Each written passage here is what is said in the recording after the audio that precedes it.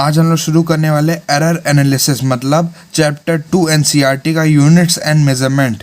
उसमें पहला टॉपिक क्या है? Error analysis. एनालिसिस मतलब क्या होता है? एनालिसिस मतलब होता है किसी भी चीज़ का पता लगाना, और एरर मतलब एरर पता लगाना, मतलब कहाँ पे गलतियाँ हुई हैं।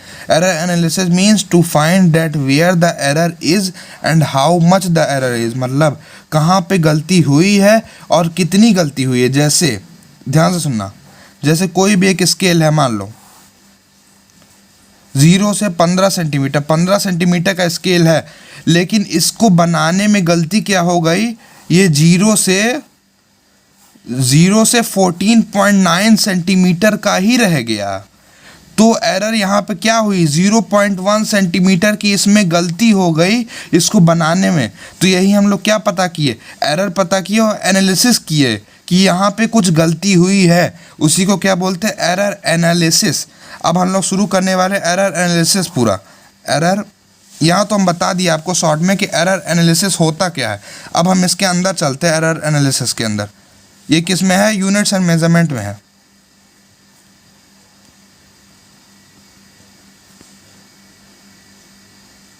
यूनिट्स एंड मेजरमेंट में है। तो एरर कितने तरह के होते हैं? एरर जो होता है वो 2 तरह के होते हैं। क्या होते हैं? 2 तरह के होते हैं। सबसे पहला जो एरर होता है वो क्या होता है? सिस्टमेटिक एरर, मतलब सिस्टमेटिक एरर। और दूसरा एरर क्या होता है? Random error. सिस्टमेटिक एरर क्या होता है? सिस्टमेटिक एरर उस तरह का एरर होता है जिसको हम पता लगा सकें और रिमूव कर सकें, उस तरह का एरर। जैसे यहाँ पे हम लोग पता लगाए थे कि ये 0.1 सेंटीमीटर का एरर हो चुका है यहाँ पे, तो हम इसको रिमूव कर सकते हैं दोबारा स्केल बना के, सेंटीमीटर स्केल बना के। तो ये किस में आ जाएगा? सिस्टमेटिक एरर में आ जाएगा। लेकिन रैंडम एरर क्या होता है? रैंडम एरर मतलब हमको पता ही नहीं है, उसका कॉज ही नहीं पता है कि ये क्यों एरर हुआ है। इसको क्या कहते हैं? सिस्टमेटिक एरर कहते हैं। जैसे सिस्टमेटिक एरर कहते हैं और रैंडम एरर कहते हैं। अब जब तुम एरर पढ़ना शुरू करोगे तो उसमें 2-3 टर्म आपको सुनाई देगा। सबसे पहला टर्म क्या सुनाई देगा आपको? ट्रू वैल्यू सुनाई देगा। ट्रू वैल्यू और मेजर्ड वैल्यू। ट्रू वैल्यू या फिर मेजर्ड वैल्यू पहला आपको टर्म सुनाई देगा। उसके बाद दूसरा टर्म क्या सुनाई देगा? Mean absolute error. Mean absolute error आपको क्या सुनाई देगा? दूसरा टर्म आपको सुनाई देगा। तीसरा टर्म क्या सुनाई देगा? Fractional error. फ्रैक्शनल एरर और रिलेटिव एरर। तो हम इसको सब बारी बारी करके पढ़ना शुरू करते हैं। सबसे पहले क्या होता है? ट्रू वैल्यू क्या होता है? पहली चीज ट्रू वैल्यू या फिर मेजर्ड वैल्यू। थोड़ा राइटिंग मेरा खराब है, थोड़ा सा एडजस्ट कर लेना, लेकिन पूरा समझ में आएगा, इसका गारंटी है। ट्रू वैल्यू या फिर मेजर्ड वैल्यू। मेजर्ड वैल्यू क्या होता है? जैसे तुम अगर कोई भी सिंपल पेंडुलम है, ध्यान से मेरी बात सुनना, कोई भी अगर सिंपल पेंडुलम है, तुम उसको मेज़र कर रहे हो कितना उसका टाइम पीरियड है। मान लो पहली बार उसका टाइम पीरियड आता है 2.69, दूसरी बार टाइम पीरियड आता है 2.61, तीसरी बार टाइम पीरियड आता है 2.63, चौथी बार टाइम पीरियड जो आता है 2.59, और जो पांचवी बार टाइम पीरियड आता है 2.64। ये क्या किया है आपने? ये आपने मेज़र किया है टाइम पीरियड। तो इसका ट्रू वैल्यू क्या होगा? ट्रू वैल्यू मतलब ये जितना भी आपने मेज़र किया है, जितना भी टाइम पीरियड, उसका आपको मीन ले लेना है। मतलब जितना भी आपने टाइम पीरियड को मेज़र किया, जो भी आपने मेज़र किया उसको मीन ले लेंगे, मतलब एक्स बार ले लेंगे। एक्स बार मतलब जो भी आपको क्वांटिटीज दिया गया है उसका मीन लेना ही ट्रू वैल्यू होता है। ट्रू वैल्यू या फिर मेजर्ड वैल्यू। जितनी बार आप, जितना ज़्यादा आपने मेजरमेंट किया, जितने बार आप एक्सपेरिमेंट करके रिजल्ट लाएंगे, उतना आपके चांसेस ज़्यादा होंगे कि एक्चुअल क्वांटिटी के पास आप पहुंच सकें। मतलब जैसे एक्चुअल क्वांटिटी है, इसका जो एक्चुअल टाइम पीरियड है वो 2.59 है, मान लो, लेट कर लो, ठीक है। एक्चुअल जो है, आपने कई बार माना। यहाँ तुम क्या कर रहे हो? एयर की रेजिस्टेंस को, जैसे पेंडुलम चलता है ना इस तरह, तो तुम एयर के रेजिस्टेंस को नेगलेक्ट कर रहे हो, मतलब एयर का रेजिस्टेंस है ही नहीं, तो तुम वैक्यूम में चला रहे हो। तो एक बार मान लो 2.59 2.69 आए, इसकी कई तरह का तुम वैल्यूज ले आए। जब तुम उसका एवरेज करोगे तो 2.59 के बहुत पास आएगा, या फिर वही भी आ सकता है। ये होता है ट्रू वैल्यू, मतलब 2.69 plus 2.61 plus 2.63 plus 2.59 plus 2.64 upon, ये कितना वैल्यू, 1 2 3 4 5, 5 वैल्यू है, तो ये क्या हो जाएगा, इसका जो आंसर आएगा वो हो जाएगा ट्रू वैल्यू हो जाएगा, मतलब ट्रू वैल्यू हो जाएगा। ठीक है। अब दूसरा क्या होता है, ट्रू वैल्यू क्या होता है, जो हमने मेज़र किया है वैल्यू को, सारे वैल्यूज़ का मीन निकाल के जो वैल्यू आती है उसको क्या कहते हैं, ट्रू वैल्यू कहते हैं। ठीक है। अब दूसरा क्या कहते हैं, एब्सोल्यूट एरर। एक होता है एब्सोल्यूट एरर, एक होता है mean absolute error. Absolute error मतलब क्या होता है, मतलब जैसे कोई मतलब ले लो 2.61 है, मतलब 2.61 है, इसका तुम एब्सोल्यूट एरर क्या आ रहा है, मान लो 0 प्लस 0.1 आ रहा है इसका एब्सोल्यूट एरर, मतलब इसमें 0.1 की गलती हुई है। अब दो तरह के इसमें एरर होते हैं, एक पॉजिटिव एरर होता है या फिर नेगेटिव एरर होता है। वो जो तुम वर्नियर कैलिपर में जब तुमको पढ़ाएंगे वर्नियर कैलिपर, तब तुमको बताएंगे पॉजिटिव एरर क्या होता है और नेगेटिव एरर क्या होता है। लेकिन इस टाइम ये मान लो कि एरर आर ऑलवेज एरर्ड। एरर अगर तुम नेगेटिव में लिखे हो तो उसको तुम पॉजिटिव में कर देना, एरर आर ऑलवेज एडेड। इसको तुम कैसे याद कर सकते हो, जैसे तुम लोग की मम्मी हैं, वो जब तुम पहले भी गलती करते हो, जैसे पुराने टाइम में मतलब इस टाइम भी होता है, जो तुम इस टाइम गलती किए हो उसके साथ जब तुमको तो मार पड़ेगा ही, लेकिन जब पुरानी जो गलती की हो उसके लिए भी तुमको मार पड़ेगा कि ये लो क्यों गलती की हो, ये भी तुमको मार पड़ना चाहिए। इसी तरह होता है एरर आर ऑलवेज एडेड, हमेशा एरर को ऐड किया जाता है। एब्सोल्यूट एरर बता दिए, कोई भी जो एरर होता है उसमें कितनी की गलती हुई है वो क्या होता है, एब्सोल्यूट एरर होता है। अब तुम क्या करते हो, एब्सोल्यूट एरर को कैसे निकालते हो, मीन एब्सोल्यूट एरर हम बता देते हैं। मीन एब्सोल्यूट एरर को कैसे निकालते हो, पहले एरर तुम एब्सोल्यूट एरर बता देते हैं।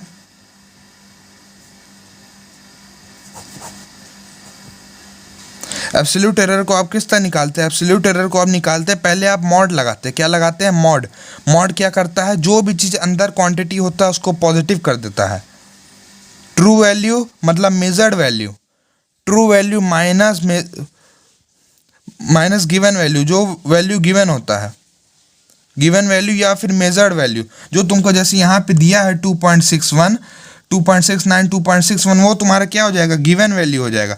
और ट्रू वैल्यू क्या हो जाएगा, जो मीन वैल्यू तुम निकाले उसमें से तुम माइनस करोगे, मॉडुलस लगा दोगे। मतलब अभी तुमको बता दें, जैसे तुम मान लो कोई एक्सपेरिमेंट किए, उसमें A1 तुमको पहला वैल्यू मिला, A2 मिला, A3, A1 A2 किस तरह, जैसे 2.69 है A1 हो गया, A2 क्या हो गया 2.61। इस तरह कोई भी एक्सपेरिमेंट किए उसमें तुमको क्वांटिटीज मिलती गई, A1 A2 A3 मान लो A5 तक तुमको मिला। ठीक है, तुम इसका सबसे पहले निकालोगे डेल्टा A1, मतलब एब्सोल्यूट वैल्यू। एब्सोल्यूट एरर क्या होगा, A1 में एब्सोल्यूट एरर कितना है, A1 में एब्सोल्यूट एरर होगा mod of A minus A1, mod of A minus A1। इसी तरह A2 में एब्सोल्यूट एरर कितना होगा, mod of A minus A2।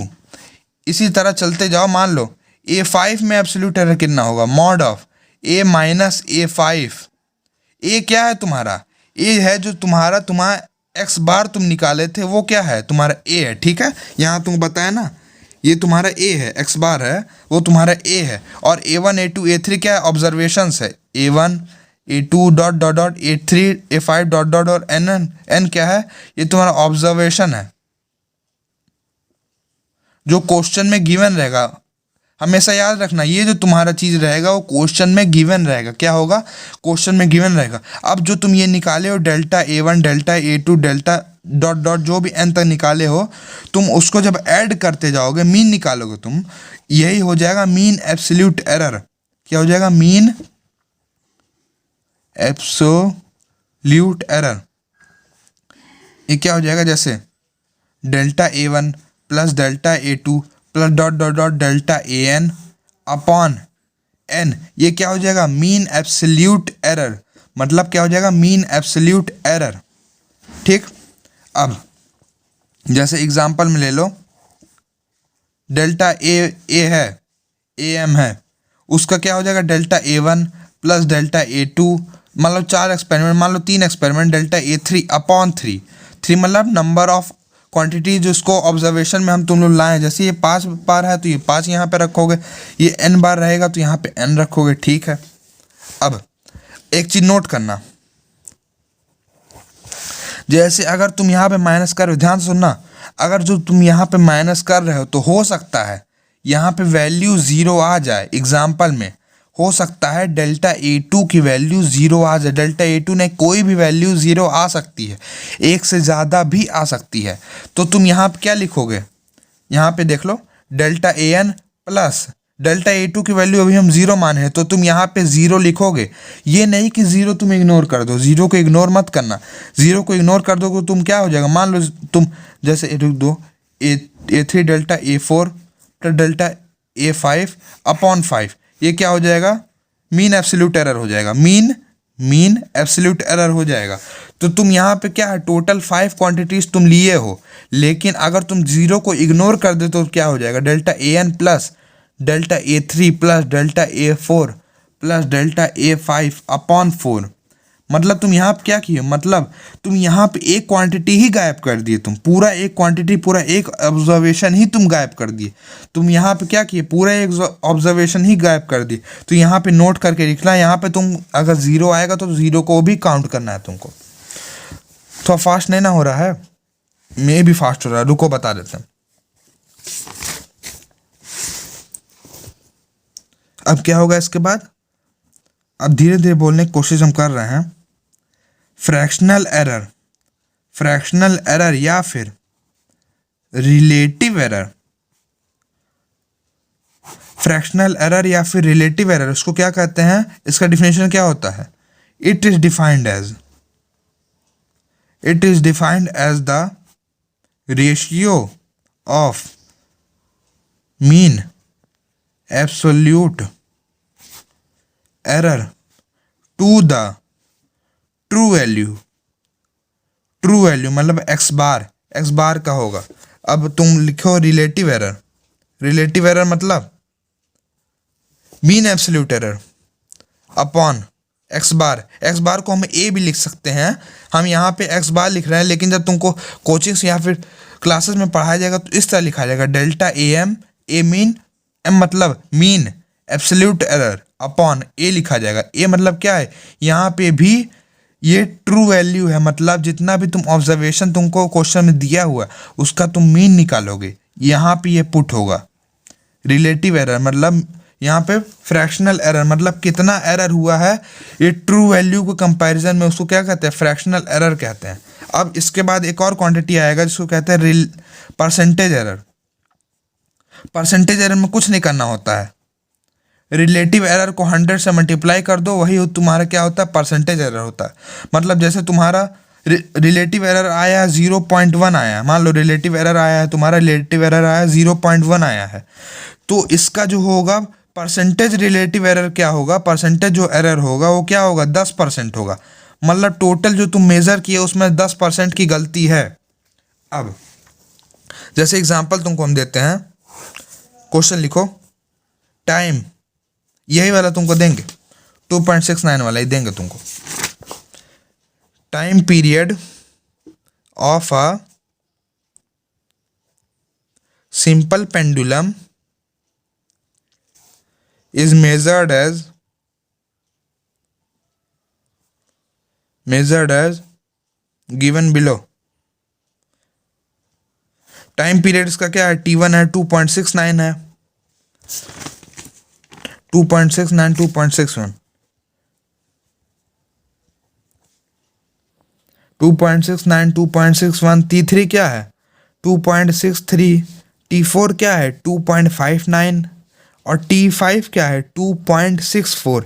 ये क्या दिया है, जैसे 5 बच्चे हैं, टीचर हैं क्लास में, वो 5 बच्चों को क्या किए, कहें कि बाबू तुम लोग इस स्टॉप वॉच का एक एक करके तुम टाइम पीरियड निकालो। पहला बच्चा जैसे आदित्य है, हम पहला बच्चे हैं, ये 2.69 हम निकाले, कोई 5 बच्चे मिला के इतना चीज़ निकाले। अब टीचर बोल रहे हैं, सबसे पहले बोल रहे हैं कि इसका बच्चे लोग इसका ट्रू वैल्यू निकालो। क्या निकालो, पहला क्वेश्चन है, क्वेश्चन 1 इसका ट्रू वैल्यू निकालो, क्वेश्चन 2 इसका मीन एब्सोल्यूट एरर निकालो, और क्वेश्चन 3 क्या है, इसमें परसेंटेज एरर कितना है वो निकालो। अभी रिजल्ट लिखना हम तुमको नहीं बता रहे हैं, देखो क्या है, ये तुम्हारा क्वेश्चन है, इसको हम नेक्स्ट लेक्चर में इसको डिस्कस करेंगे। तो इसको लिख के रखना, मतलब इसको सॉल्व करके रखना। अब जैसे कोई भी रिजल्ट आया है तुम्हारे पास, रिजल्ट, अब भाई साहब तुम्हारे पास कोई भी एक्सपेरिमेंट हुआ है तो तुमको नहीं ना पता है कि किस तरह इसको लिखना है, एग्जैक्ट किस तरह लिखना है। तो तुम एक लिखने का भी फॉर्मेट होता है एरर को, रिजल्ट को किस तरह लिख सकते हैं, true value plus minus mean absolute error. मतलब इसका जो मेजर्ड वैल्यू है, मीन वैल्यू है, उसको लिखना जाता है plus minus mean absolute error. अब जैसे तुम गलती किए हो, किसी भी चीज़ को तुम गलती करते हो, जैसे तुम क्लास में गलती करते हो, तो उसको मैक्सिमम तुम क्या हद तक गलती कर सकती हो या फिर मिनिमम कितनी गलती कर सकती हो, उसकी रेंज होती है ना। जैसे तुम यहाँ पे रिजल्ट में कुछ गलती की हो, रिजल्ट आया है, तो रिजल्ट कहाँ से कहाँ तक डेविएट होगा, रिजल्ट तुम्हारा डेविएट होगा x plus delta A M, और यहाँ कहाँ से कहाँ तक रहेगा x bar minus delta A M. जो तुम्हारा रिजल्ट होगा इसके बीच ही में रहना चाहिए हमेशा, x minus delta A M और x plus delta A M के बीच ही में तुम्हारा रिजल्ट रहेगा। इसको हम इस तरह और लिख सकते हैं, result is a element of close bracket में x bar minus delta A M से लेके x bar plus delta A M. अब तुम्हारे जो मैथ वाले टीचर होंगे तुमको बताएंगे, लेकिन ये चीज़ तुम ध्यान रखना, जैसे रिजल्ट है तो ये दो चीज़ के क्वांटिटीज़ के बीच ही में फ्लक्चुएट करेगा रिजल्ट, ठीक। अब रिजल्ट का लिखना तो सीख गए, x bar plus minus delta A M. तो तुम यहाँ पे एक और चीज़ लिख देना, क्वेश्चन 4 रिजल्ट भी आप लोग को लिखना है, ठीक है, इसका रिजल्ट भी लिखना है आपको। तो ये होप सो कि आपको समझ में आया होगा। अगला हम जो इसका लेक्चर लाएंगे उसमें हम क्वेश्चन कराएंगे जी का। ये तो सिर्फ कॉन्सेप्ट वीडियो था, जो भी हम पढ़ाए हैं ये सब में ट्रू वैल्यू हो गया, मेजर्ड वैल्यू हो गया, एरर एनालिसिस हो गया, ये सब क्या है, ये है कॉन्सेप्ट वीडियो है पूरा। अब अगला जो हम लोग लाएंगे उसका अलजेब्रा लाएंगे, इसका मतलब कोई भी दो क्वांटिटीज़ का मल्टीप्लिकेशन या फिर एडिशन है तो उसमें भी एरर होता है, तो वो भी हम लोग लाएंगे इसके बाद। ओके, पूरा लेक्चर देखने के लिए थैंक यू।